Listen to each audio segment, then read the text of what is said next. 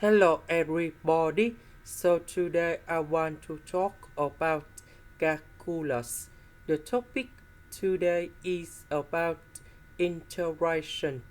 So now I want to show you how to answer. We need to use about integration by substitution.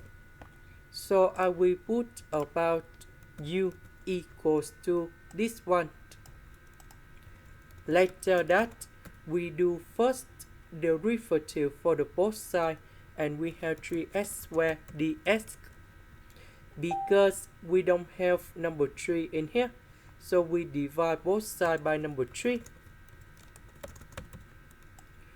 So this one we change by u. x squared dx we change by this one. So we have the formula in here.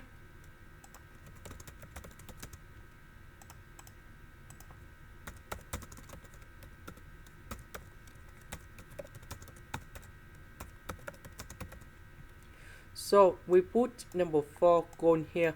So 4 plus 1 we have number 5.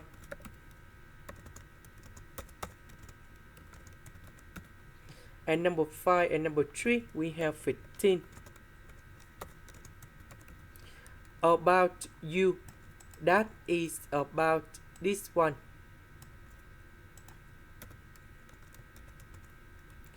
This is the end.